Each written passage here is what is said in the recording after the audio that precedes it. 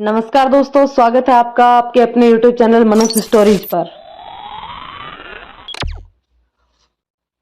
पत्नी हूं कोई खरीदी हुई चीज नहीं। इस कहानी को शुरू करने से पहले यदि आपको कहानी पसंद आए तो लाइक शेयर करें और चैनल को सब्सक्राइब कर लें, इतना ही कहना चाहूंगी। चलिए कहानी शुरू करते हैं। उस दिन के बाद से उन दोनों के बीच वह मौन संवाद भी खत्म हो गया था जिसे उसने अतीत से बचा कर रखा था। उसके चेहरे से उदासी और कड़वाहट के पर्चे को बखूब पढ़ने लगी थी वह। पर कब तक अनजाने बनने का ढोंग करती रहेगी, कब तक उनकी बड़ी बड़ी आंखों से खुद को बचाती रहेगी। अंकुश की तरफ से उसके शब्दों की प्रतीक्षा बंद कर दी थी। क्या है उनके भीतर वह नहीं जानती। क्यों वह अपने भीतर की जलती हुई लपटों को उस पर डाल देता है। उसका मौन तृप्ति को भीतर से कचोट देता। इसे कहानी की शुरुआत कहें या सुखों का अंत। अब अंकुश उसे देखने आए थे, साथ में उनका छोटा भाई प्लास भी था। तृप्ति सहपाठी था। दोस्ती कुछ ऐसी थी कि तय किया गया कि वाद विवाद प्रतियोगिता में जो भी हारेगा वह जीतने वाले को किसी एक विषय में परफेक्ट बना देगा। परिस्थितियां चाहे जैसी भी हो, सौदा मजेदार था। लेकिन तृप्ति मेहनत वाले कामों से अक्सर दूर रहती थी। मस्ती में काम करती प्रतियोगिता शुरू होने जा रही थी। प्लास के चेहरे पर जहां खौफ था वहीं तृप्ति का चेहरा बेखौफ। प्लास स्टेज पर आया और अपने शय के वजह से हार गया। जब उसे शाबाश बोलना होता तो वो शाबाश बोलता, शाकाहारी को शाकाहारी और शकुंतला को शकुंतला। तृप्ति वाक्यांशों का सही प्रयोग करके प्रतियोगिता जीत गई। कॉन्ट्रैक्ट के मुताबिक तृप्ति ने गणित सीखने की फरमाइश की और बेचारे प्लास ने जी जान से तृप्ति को HCF स्पीड, डिस्टेंस और टाइम परसेंटेज निकालनी सिखाई। इस निरंतर साथ से दिल में प्लास के लिए एक जगह बन गई थी। कंधे आपस में छूने लगे। कभी वह तृप्ति के दुपट्टे पर हाथ बैठ जाता और दुपट्टा खींचते वक्त उसका पूरा दुपट्टा ही गिर जाता। तब प्लास खुद उठाकर उसका दुपट्टा संभाल देता। छोटी छोटी चीजें तृप्ति के लिए बहुत मायने रखती थी, लेकिन प्लास तो चंचल, अड़हल, अल्हड़, नटखट था। उसे इन सब बातों से कोई फर्क नहीं पड़ता था। न तो वह रोमांटिक फिल्में देखता, न ही मील्स एंड वूम्स की उपन्यास पढ़ता। उसके पास तो बहस करने के लिए राष्ट्रीय और अंतर्राष्ट्रीय घटनाक्रम होती, पढ़ने को पत्र पत्रिकाएं होती। प्लास तृप्ति को राजनीति से संबंधित बातें बताता और तृप्ति उसे रोमानी उपन्यासों की कहानियां चटकारे लेकर सुनाती। खूबसूरत सी यह दोस्ती शायद प्रेम का रूप लेती, लेकिन अगले ही कुछ महीनों में ही अंकुश का रिश्ता तृप्ति के लिए आ गया। अंकुश के घर वालों ने पहली नजर में ही तृप्ति को पसंद कर लिया। 1 महीने के भीतर ही वह उसके घर की बहू बन गई। तृप्ति और अंकुश के स्वभाव में बेहद फर्क था। तृप्ति हंसमुख और चंचल थी तो अंकुश गंभीर चिड़चिड़े स्वभाव के। पहली रात उन्होंने अपने कड़वेपन का सबूत दे दिया था। तृप्ति अपने कमरे में बैठी उनका इंतजार कर रही थी। उसे नींद आ ही रही थी कि अंकुश आए और बदबू से एक भभका उसके साथ ही भीतर घुसा। आते ही वह बिस्तर पर औंधे मुंह गिरे और कुछ ही देर में गहरी नींद में डूब गए। न जाने रात के किस पहर में अंकुश ने तृप्ति को टटोलना शुरू किया। उसे महसूस हुआ जैसे उसके बदन में हजारों बिच्छू रेंग रहे हों। वह पसीना पसीना हो गई। अपनी चीख को उसने दोनों हाथों को मुंह पे रखकर किसी तरह रोका। अंकुश तो फिर सो गया, लेकिन तृप्ति सोचती रही कि क्या पुरुष को सुख बांटना नहीं आता। वह हर चीज को हड़पना क्यों चाहता है। क्या उसे बस छीनना ही आता है। एक वाक्य भी तो प्रेम से नहीं बोला अंकुश ने उससे।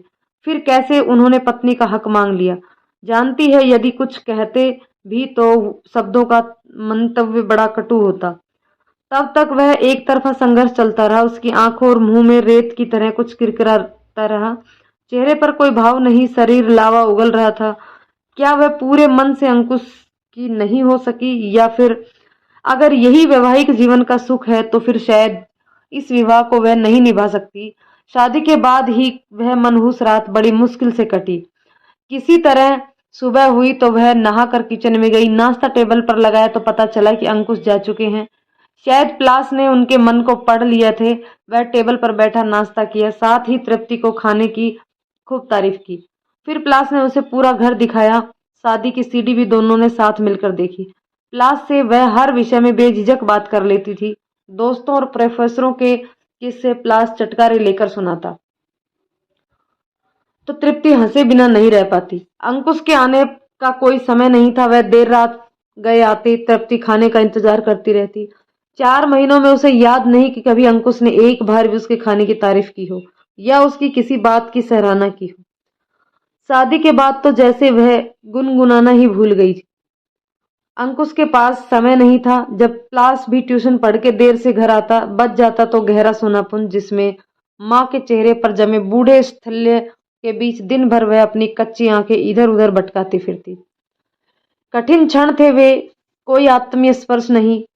उसने बीएससी की थी, आगे पढ़ने की चाह भी थी। शादी से पहले ही यह बात तय हो गई थी कि तृप्ति जो करना चाहे करे, लेकिन अब कोई बात ही नहीं करता था। अंकुश को उसकी परछाई से भी दूर रहते। माँ ने विदाई के वक्त यही परंपरागत वाक्य तृप्ति को बताया कि ऐसा कोई काम भी मत करना जिससे घर की संस्कृति दुख मिल पड़े। सुबह उठी तो उसका मन बेहद दुखी हुआ, क्योंकि सास उसके उठने से पहले ही उठ गई थी। वह अंकुश का नाश्ता तैयार करके कपड़े धो रही थी। धीरे धीरे रोज का यही नियम हो गया। तृप्ति के उठने से पहले ही सास उठकर अंकुश के सारे कार्य कर देती। पता भी नहीं चलता कि वह कब उठ गई। वह लाख कोशिशें करती, लेकिन माँ 5 बजे तब तक सारा काम खत्म कर चुकी होती थी। तृप्ति को बिना नहाए किचन में घुसने की इजाजत नहीं थी। आज जब किचन में आई तो राज की तरह सारा काम हो चुका था। अंकुश टिफिन लेकर निकल रहे थे। उन्होंने तृप्ति को तीखी नजरों से देखा, फिर पैर पटकते हुए बाहर निकल गए। वह अंकुश से कहना चाहती थी कि माँ 4 बजे ही किचन में चली आती है और मुझे बिना नहाए किचन में आने की इजाजत नहीं है। क्या मैं 3 बजे ही नहाकर किचन में जाऊं? रात में सोऊं या नहीं सोऊं? कहती किससे? सुनने वाला तो जा चुका था। उसे असहनीय पीड़ा होती। लाख चाहने पर भी वह भीषण आवेग को कहाँ रोक पाती। माँ कुछ नहीं कहती, सारा काम खुद करने बैठ जाती। कोई सहेली आती तो भी वह काम न छोड़ती। तृप्ति को शर्म आती। माँ कड़कड़ाती ठंड में भी बर्तन धोती रहती। अंकुश तो हमेशा ही घुटे घुटे रहते। केवल रात में उनके भीतर का पुरुष जागता। तृप्ति बचना चाहती, लेकिन कुछ न कर पाती। वह चीखना चाहती, उन्हें दूर फेंक देना चाहती। क्या यही है मेरी इज्जत तुम्हारी नजरों में? मैं तुमसे बात करना चाहती हूँ। एक समझदारी का हक छीनने का नहीं, बराबरी का हक, खिज का नहीं, प्यार का हक। अंकुश, मुझे प्यार चाहिए। पर उसकी आवाज अंकुश तक न पहुंच पाती। एक दिन सुबह उठते ही तृप्ति को झकझोरते हुए वह बोले, आज ऑफिस से कुछ लोग आ रहे हैं दोपहर के खाने पर।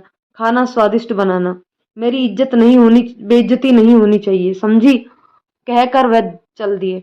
सुबह सुबह अंकुश के इस व्यवहार ने तृप्ति को अपमानित महसूस करने का एक और मौका दे दिया। उठी, बाथरूम का दरवाजा जोर से बंद करके वॉश बेसिन खोलकर जोर जोर से फपक पड़ी। लगातार बहते के पानी की आवाज में उसे सुखद प्रतीत हो रहा था। वह अपना अपमान, क्षोभ, पीड़ा सब उस पानी में बहा रही थी। एक रात एक नई यातना गृह में अंकुश को ढेलता। उसके स्पर्श तृप्ति के भीतर की औरत को जगा नहीं पाता, सिर्फ जुजुप्सा पैदा करता। उस शाम अंकुश दोस्तों के साथ जल्दी घर आ गए। सबके सामने उनका रूप बदल जाता। वह संवेदनशील होने का दिखावा करते। उस दिन माहौल थोड़ा सहज था। तृप्ति भी खुश थी। रात में उसने अंकुश से कहा, एक अच्छी फिल्म लगी है, कल ऑफिस से जल्दी घर आ जाओ तो फिल्म देखने चले। इतना कहना था कि वह भड़क कर बोले, टीवी में इतनी फिल्में आती हैं, मन नहीं भरता तुम्हारा? दिन भर बैठी रहती हो, बाहर निकल कर देखो, पसीना बहाओगी तब पता चलेगा पैसे का मूल्य। अगले दिन तृप्ति जिद में क्लास के साथ फिल्म देखने चली गई। गई तो जिद में थी, लेकिन लौटकर एक नया तूफान झेलना पड़ा। यह भय ही था।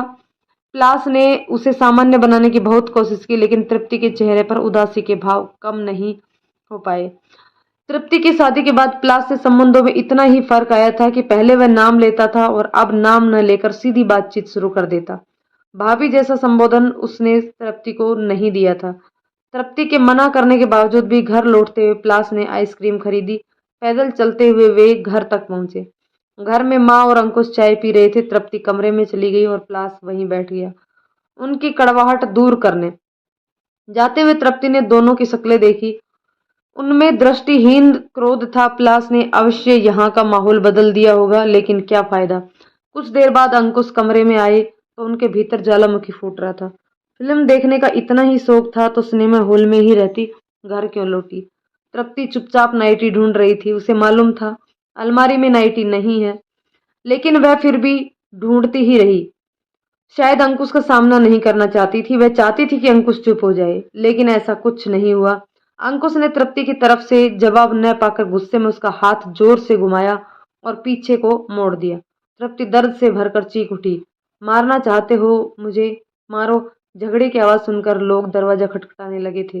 अंकुश उसे लगातार मार रहे थे। वह जानती थी कि मुंह खोलकर उसने अंकुश के राक्षस को जगा दिया है और आज के बाद कभी इस घर में चैन से नहीं रह पाएगी। हर नजर उस पर उठेगी, सब उसे पतिता की तरह देखेंगे।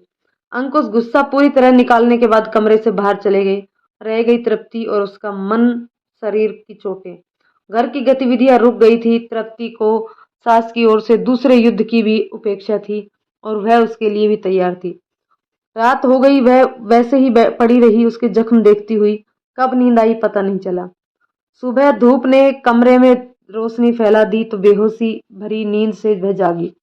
शरीर दर्द से टूट रहा था, मन में घुटन सी थी। घड़ी सुबह के 10 बजा रही थी। अंकुश शायद ऑफिस जा चुके थे। घर में खामोशी थी। बाहर से आवाजें आ रही थी, मटर गोभी पालक फल ले लो। उसने आंखें बंद कर ली। अचानक दरवाजा खुलने की आवाज आई। एक जानी पहचानी आवाज उसकी ओर बढ़ी। पैरों के पास पलंग पर खटका हुआ। तृप्ति, यह क्या हाल बना रखा है? उसकी आंखें खुल गई। उठने की कोशिश की तो वह उसे रोकते हुए बोला, लेटी रहो, मत उठो। तृप्ति ने उसकी ओर नहीं देखा। वह तृप्ति के बालों को सहलाते हुए बोला, क्यों सहती हो यह सब? पागल हो तुम? उसका हाथ पकड़ा, चोटों को सहलाया। आंखें मूंदे मूंदे ही तृप्ति को लगा मानो उसकी पीड़ा खत्म हो रही हो।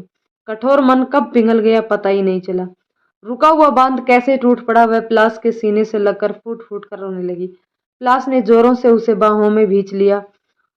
पता नहीं घर में कौन था कौन नहीं, कौन किसने, कोई देख लेता तो शायद वह तृप्ति को डर न होता। प्लास ने उसके माथे का चुम्बन लिया तो उसकी आंखें खोल दी। दोनों ने एक दूसरे को देखा जैसे वर्षों बाद मिले हों। लगा जैसे अजनबी सी शक्ति मन और शरीर में आ गई हो। प्लास की आंखों को देखकर वह हर चुनौती का सामना करने के लिए तैयार थी। प्लास ने उसका चेहरा अपनी ओर घुमाते हुए कहा, अब तुम्हें कोई कुछ नहीं कहेगा। मैं हूं, मैं भी देखूं किसकी हिम्मत है जो तुम्हें छू भी सके। अच्छा अब तैयार हो जाओ, मैं तुम्हें एक पल के लिए भी यहाँ रहने नहीं दूंगा। कहता हुआ प्लास चला गया। वह प्लास के स्नेह भरे स्पर्श के एहसास से भरी बैठी रह गई। असीम सुख के साथ उसकी आंखें मूंद ली। आंखें खुली तो कमरे में मंद रोशनी थी। छोटे से नीले बल्ब का प्रकाश फैल रहा था। उस प्रकाश में प्लास की महक घुली थी। प्रकाश, प्लास, कितने एक जैसे हैं दोनों नाम, वह सोचने लगी। अजीब से सुख का एहसास हुआ। कुछ खटकने की आवाज आई। मेज पर जोर से कुछ गिरा। इस पर साइन कर दो। यह अंकुश थे। कुछ देर के लिए वह अनसुना किए लेटी रही। फिर जैसे असीम ताकत आ गई उसने पेन उठाया, आत्मविश्वास से कागज पर साइन कर दिए। शायद तलाक के कागज थे। अंकुश ने उसे ऐसे देखा जैसे विश्वास ही न हुआ हो। तृप्ति ने सूटकेस उठाया, अलमारी से कपड़े निकाले। एक एक कर सूटकेस में रख भरती रही। जानती थी अंकुश की नजरें उस पर ही गड़ी होंगी। सूटकेस उठाया और चल दी। निकलते वक्त एक बार मुड़कर देखा तो अंकुश एक झगड़ालू, जिद्दी, चतुराई से अपरिचित खेल में हारे हुए बच्चे सरीखे दिखे। तो दोस्तों, इस कहानी के बारे में आप क्या कहना चाहेंगे अपने कमेंट करके बताइएगा। और कहानी पसंद आए तो लाइक शेयर करें और चैनल पर नए हैं तो सब्सक्राइब जरूर कर लें। धन्यवाद।